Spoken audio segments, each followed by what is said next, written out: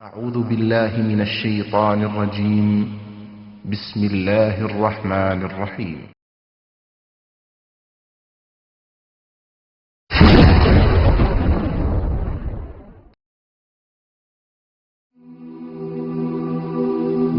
মৃত্যু এমন এক বাস্তবতা যার থেকে কেউ পলায়ন করতে পারবে না।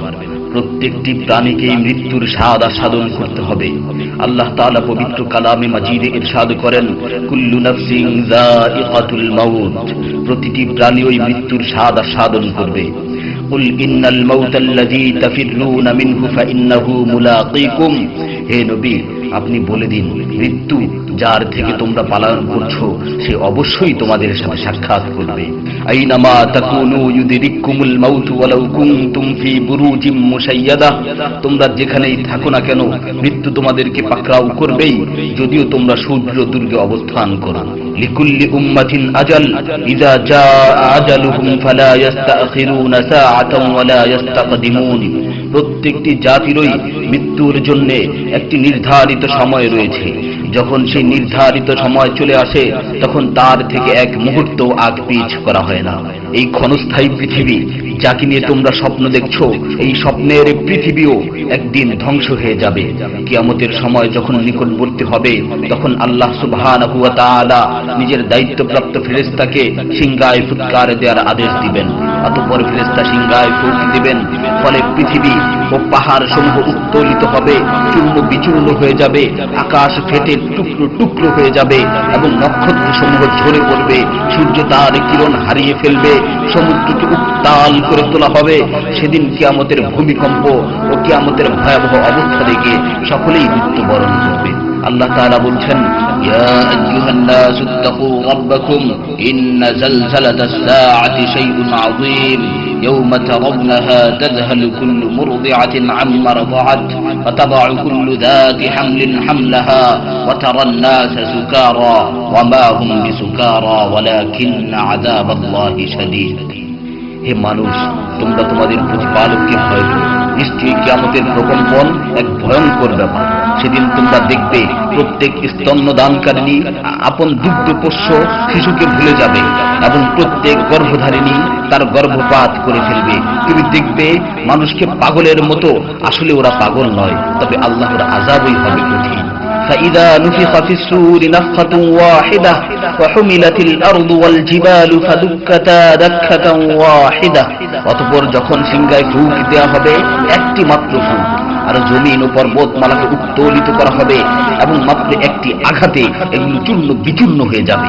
ইযা সামাউ ফাতারাত ওয়া ইযাল কাওয়াকিবু ইনতাসারাত ওয়া ইযাল বিহারু ফুজ্জিরাত ওয়া ইযাল কুবুরু বু'সিরাত আলিমাত নাফসুম মা কদ্দামাত ওয়া আখখারাত, যখন আসমান বিদীর্ণ হবে, আসমান ফেটে টুকরো টুকরো হয়ে যাবে, আর যখন নক্ষত্রগুলো ঝরে পড়বে, আর যখন সমুদ্রগুলোকে উত্তাল করে তোলা হবে, আর যখন কবরগুলোকে উন্মোচিত করা হবে, তখন প্রত্যেকেই জানতে পারবে সে আগে কি পাঠিয়েছে এবং পরে কি পাঠিয়েছে। সেদিন কিয়ামতের ভয়াবহতায় আল্লাহ সুবহানাহু ওয়া তাআলা ব্যতীত প্রতিটি প্রাণী প্রাণ হারাবে। পবিত্র কালামে মাজিদে ইরশাদ হয়েছে, কুল্লু শাইইন হালিকুন ইল্লা ওয়াজহা, সেদিন আল্লাহর মহান সত্তা ব্যতীত প্রত্যেকটি জিনিসই ধ্বংস হয়ে যাবে। কুল্লু মান আলাইহা ফান ওয়া ইয়াবকা ওয়াজহু রাব্বিকা যুল জালালি ওয়াল ইকরাম, সেদিন জমিনের উপর যা কিছু রয়েছে সবই ধ্বংস হয়ে যাবে, আর শুধুমাত্র মহামহিম ও মহানুভব আল্লাহ সুবহানাহু ওয়া তাআলাই বাকি থাকবেন। তাফসীরে ইবনে কাসীরে বর্ণিত হয়েছে, যখন ইসরাফিল আলাইহিস সালাতু ওয়াস সালাম সিংহায় ফুৎকার দিবেন তখন সকলেই মরে যাবে। মালাকুল মাউত মৃত্যুর ফেরেশতা এসে আল্লাহ তাআলাকে বলবে, হে আল্লাহ, সকলেই মরে গেছে। তিনি জিজ্ঞেস করবেন, অবশিষ্ট কে আছে?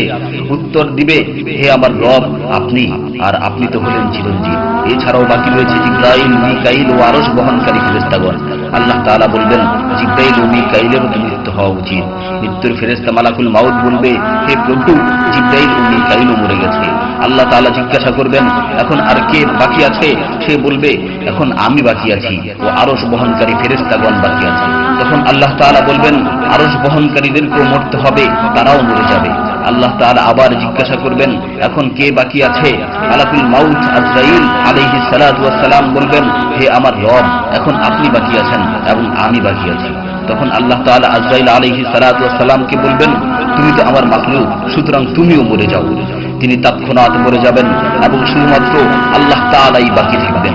অতঃপর আল্লাহ সুবহানাহু ওয়া তাআলা জমিনকে ভাঁজ করে ফেলবেন এবং তিনি 3 বার বলবেন, আনাল জব্বার, আনাল জব্বার, আনাল জব্বার, আমি প্রতাপশালী, আমি প্রতাপশালী, আমি প্রতাপশালী।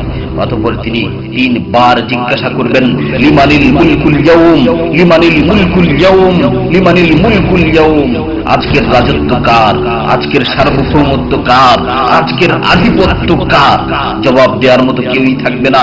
তিনি আবার উত্তর দিবেন, লিল্লাহিল ওয়াহিদিল কাহ্হার, আজকের রাজত্ব, আজকের সার্বভৌমত্ব, আজকের আধিপত্য পরাক্রমশালী একমাত্র আল্লাহ।